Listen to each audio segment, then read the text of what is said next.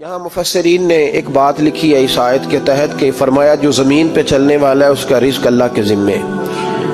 फरमाते हैं कि ये अल्लाह ने हमारी अक्ल के मुताबिक हमसे बात की है, वरना आसमानों में जितनी मखलूक है रिज़्क़ उसका भी अल्लाह के ज़िम्मे ही है। यहाँ जो फिल अर्द के लफ्ज़ है ज़मीन पे, वो हमें समझाने के लिए कि तुमने तो सिर्फ ये दुनिया देखी है ना, तो जिसको तुमने देखा है वो सब खाते अल्लाह का दिया हुआ ही है। तो जो हमने देखा था रब करीम ने उसके मुताबिक हमें समझा दिया। फरमाया कुछ तो तुमने देखे नहीं, चलो उनकी तुमसे बात नहीं करते, पर जो तुमने देखे हैं उन सब का रिज़्क़ किसके ज़िम्मे है? अल्लाह के। मेरे महबूब करीम अलैहिस्सलातु सलाम ने फरमाया अल्लाह पे भरोसा रख के सवेरे निकल जाना रिज़्क़ की तलाश में। किस पे भरोसा रखना है? निकलना तुम्हारे जिम्मे है। ये ना कहना कि घर बैठूंगा तो यहीं आएगा, निकलना तुम्हारी जिम्मेदारी है। जितनी जिम्मेदारी है वो पूरी करना। अल्लाह पे भरोसा करके निकल जाना तुम्हारी जिम्मेदारी है। रब का जिम्मा है तुम्हें रिज़्क़ देना, वो जरूर तुम्हें रिज़्क़ पहुंचाएगा। तो या रसूल अल्लाह सल्लल्लाहु अलैहि वसल्लम किस तरह पहुंचेगा? तो जरा हुजूर के लफ्जों का हुस्न भी देखिए। नबी पाक सल्लल्लाहु अलैहि वसल्लम ने फरमाया जिस तरह मौत तुम्हें ढूंढ लेती है ना कि तुम कहाँ मौजूद हो, जब वक्त आता है तो इंसान पाकिस्तान में हो तब भी आ जाता है, जद्दा में हो तब भी आ जाता है, मक्का में हो या मदीना तैयबा में वक्त फिर भी आ जाता है। फरमाया जिस तरह मौत तुम जहां भी हो तुम तक पहुंच जाती है ना, इस तरह तुम्हारा रिज़्क़ भी तुम जहां मौजूद होते हो अल्लाह वहां पहुंचा देता है। तो या रसूल अल्लाह सल्लल्लाहु अलैहि वसल्लम किस अंदाज में? तो फरमाया निकल जाना तुम्हारी जिम्मेदारी है। फरमाया सवेरे परिंदे भी निकल जाते हैं और शाम को जब लौटते हैं तो अल्लाह उन्हें पेट भर के रोजी अता फरमाता है। हालांकि उनको नहीं पता होता हमारा कारखाना कहाँ है, हमने कहाँ जाके मजदूरी करनी है। उनको नहीं पता होता कि हमारा दफ्तर कहाँ है, हमने किस ऑफिस में बैठना है। उनको नहीं पता होता कि हमने कहाँ जाके माल खरीदना है और कहाँ से हमने फिर उसको दोबारा बेचना है। उन्हें खबर नहीं होती, अल्लाह पे भरोसा करके निकल जाते। निकलना तो तेरे जिम्मे है कि नहीं? फरमाया वो तो ड्यूटी कर, शाम को अल्लाह जो रब परिंदों को रोजी देता है वो तुझे भी अता फरमाएगा। तू जिस हाल में है, क्योंकि तूने अपना ये हाल खुद नहीं बनाया, जिसने बनाया है वो बड़ा बेहतर जानता था कि तू इसी हाल में उसे अच्छा लगता है। तू उसे इसी हाल में, एक बुजुर्ग थे तो उनकी तबीयत बड़ी अलील हो गई, बीमार हो गए, तो अल्लाह ने आजमाइश दी तो कीड़े पड़ गए वजूद में। एक कीड़ा यहां से खा रहा था, अल्लाह वाले बड़े राजी रहते हैं उसकी रजा पे। तो कीड़ा यहां खा रहा था तो नीचे गिर गया, तो बाबा जी ने उठा के फिर वहां रख लिया। कहने लगे जब उसने तेरी ड्यूटी मुझे खाने की लगाई है तो मैं इस बात पे राजी हूं, तो तू नीचे क्यों गिरता है? बट ठीक है खा, जब उसने तुझे ड्यूटी जो तेरी लगाई है। सालबा बिन अब्दुर रहमान एक सहाबी थे, सालबा गालिबन, नबी पाक सल्लल्लाहु अलैहि वसल्लम की खिदमत में आए। कहने लगे या रसूल अल्लाह सल्लल्लाहु अलैहि वसल्लम गुर्बत बड़ी है, मेरे लिए दुआ करें अल्लाह ज्यादा माल दे। तो महबूब सल्लल्लाहु अलैहि वसल्लम ने फरमाया तू जिस हाल में अच्छा है वो तेरे लिए बेहतर है, जिसमें तू है वही हाल तेरे लिए। मुश्किल है ना ये जवाब सुनना। या रसूल अल्लाह सल्लल्लाहु अलैहि वसल्लम दुआ कर दे, तो महबूब ने क्या फरमाया? फरमाया तू जिस हाल में है ना वो हाल तेरे लिए बेहतर है, उसी में रह। नहीं हुजूर दुआ करें। फरमाया सालबा तू बाज आ जा। हुजूर दुआ करें। फरमाया तू बाज आ जा। 2-3 दफा का जिद की। महबूब ने फरमाया जा, फिर अल्लाह तुझे ज्यादा पैसे देगा। चंद बकरियां खरीदी, इतनी बरकत हुई कि बकरियों के रेवड़ बन गए। फिर कुछ बकरियां बेच के गाय खरीद ली, उनके भी रेवड़ हो गए। फिर कुछ ऊंट ऊंटनियां ले ली, रेवड़ ही रेवड़। पहले 5 वक्त मस्जिद में आते थे, अब फजर और इशा रह गई। फिर माल ज्यादा हुआ तो मदीने शहर में कोई जगह ही नहीं, मदीने से बाहर हवेली खरीदी, फिर जुमा ही रह गया। जुमे के जुमे आते, ज़कात का हुक्म आया। मेरे नबी करीम अलैहिस्सलाम ने हजरत अबू हुरैरा को भेजा, फरमाया जा उसे क्या तेरी ज़कात बनती है 2.5%।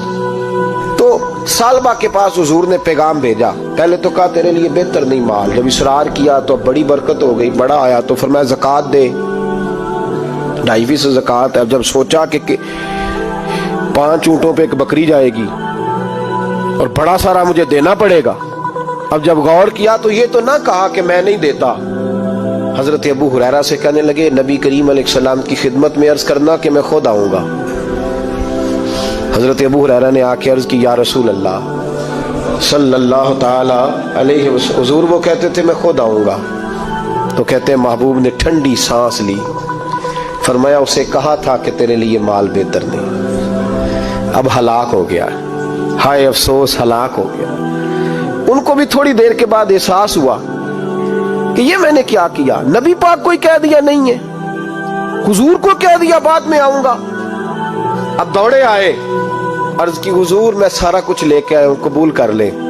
महबूब ने फरमाया गोया बिलाल हबशी की खुश्क खजूर भी कबूल है, और सुहैब रूमी एक अट्टी बांध की लाए तो वो भी कबूल है, और अम्मार बिन यासर और मुसअब बिन उमैर अगर 2 दिनार दे जाएं और कोई पुराना जोड़ा किसी सिपाही के लिए छोड़ जाए तो वो भी कबूल है, लेकिन तू अपना लाखों लेके चला जा, तेरा कोई नहीं कबूल, माफ कर दे। फरमाया जा माफ किया, पर पैसे लेके ना आना। अगले साल फिर आए, बंधे हुए हाथ है, महबूबा मैं दौलत का क्या करूंगा, आग लगानी है, कबूल कर ले। फरमाया तू ले जा, तेरा नहीं कबूल, गिरा जो उनकी निगाह से वो संभल नहीं सकता। हुजूर ने विसाले ज़ाहिरी किया तो जनाब सिद्दीक अकबर के पास आए, लाखों का माल, अबू बकर कबूल कर लो। तो जनाब सिद्दीक अकबर कहने लगे उसका कर लूं जिसका नबी ने नहीं किया, चल जा, कोई नहीं चाहिए। हजरत उमर के जमाने में कहत पड़ गया, बारिशें नहीं होती, गल्ला नहीं मिलता, हालात खराब है, माली तौर पे बहरान आ गया, गुर्बतें, मजबूरियां, तकलीफें, आके रोए, उमर मेरा कबूल कर लो, मुझे माफी तो मिल गई थी ना। फरमाया माफी अपनी जगह पे, पर जिसका मुस्तफा ने कबूल नहीं किया। बहुत सारे लोगों को पता ही नहीं कि उनका कबूल ही नहीं हुआ, और वो उलझे हुए, उन्हें खबर ही नहीं कि असल बात क्या है। फरमाया जिसका मुस्तफा करीम ने कबूल नहीं किया, अब हीरे और जवाहरात भी लेके आए तो भूखे मरेंगे, पर उसका कबूल, उस बात पे राजी रहो इस हाल में अल्लाह ने रखा हुआ है, उस हाल में राजी रहो। ये जो मुसीबत है ना देखने के, वो भी मेरे पास, तुम्हें क्या पता, कभी पूछ तो सही उससे वो किस मुसीबत का शिकार है, जो माली तौर पे बड़ा अमीर है, तो उसकी तरफ देख के अपना दिल बुरा करता है। बस जिस हाल में रब ने रखा है उस हाल में रह। हजरत उस्मान गनी के जमाने में तो वो विसाल कर गए, लेकिन भाई तू जिस हाल में तेरा रब तुझे रखता है उस हाल में रह, तेरी माली परेशानियां खत्म हो जाएंगी। इमाम शाफी फरमाते हैं जिन घरों में लोग फजर की नमाज के वक्त सोए होते हैं उन घरों में रिज्क नहीं आता। आप फरमाते हैं फजर का वक्त अल्लाह के देने का वक्त है, उस वक्त अल्लाह बांटता है। हुजूर सल्लल्लाहु अलैहि वसल्लम का फरमान है ना हदीस में कि तहज्जुद के वक्त अल्लाह पहले आसमान पे नुज़ूल जलाल फरमाता है जो उसकी शान के लायक है तहज्जुद के वक्त, और वो कहता है मांगो मैं तुम्हें अता करूंगा। लेने की बारी आए तो बंदा समेट समाट के अंदर घुस जाए। हमारे यहाँ ये होता है कि इशा के बाद बच्चे बैठते हैं मोबाइल लेके, तहज्जुद का वक्त आता है तो उनकी आंखें बंद होनी शुरू होती है, तो लेने के वक्त तो तू सोया था, तेरा मसला कैसे हल होगा भाई? जब कोई आदमी खैरात बांट रहा हो तो जो प्याला पीछे कर ले उसे मिलेगा? कहते उस वक्त आना जब मैं बांट रहा था, अब तू किधर आ गया है? मिसाल दे रहा हूं। तो फजर का वक्त मांगने का है, तो सारी रात तो गुजर गई गेमें खेलते, टीवी देखते, और जो लेने का वक्त था तू सो गया, तो कैसे आएगा तेरे पास? तो उठे सवेरे, बंदों से मांग के देख लिया, बड़ी इज्जतें खराब हुई। फजर का वक्त उठ के झोली फैलाए।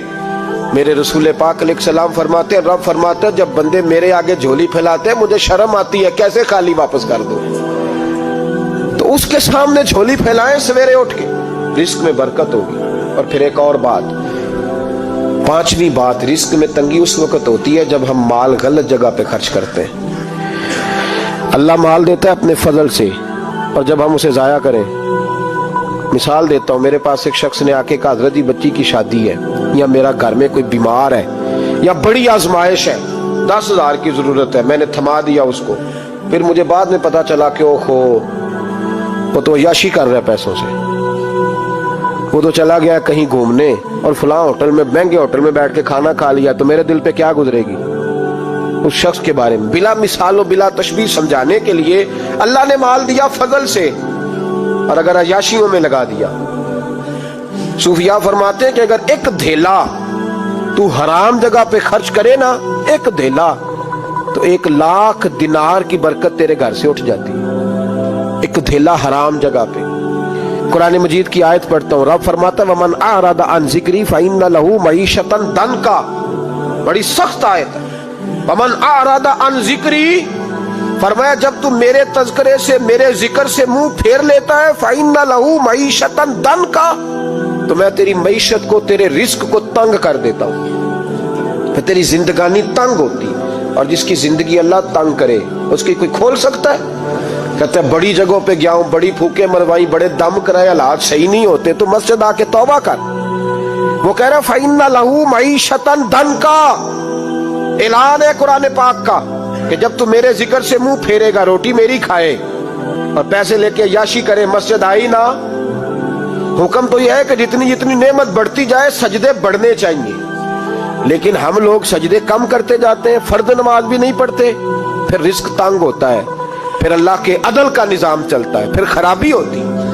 इसलिए याद रखें, कुरान मजीद ने हुक्म दे दिया कि अगर चाहते हो कि रिस्क में बरकत हो तो फिर रिस्क देने वाले के आगे झुक जाओ, फिर रिस्क देने वाले के आगे झुको। तो माली परेशानी का बहुत बड़ा सबब यह है कि हम मस्जिद की तरफ नहीं आते, दीन की तरफ नहीं आते, पैसा नाजायज जगह पे खर्च होता है।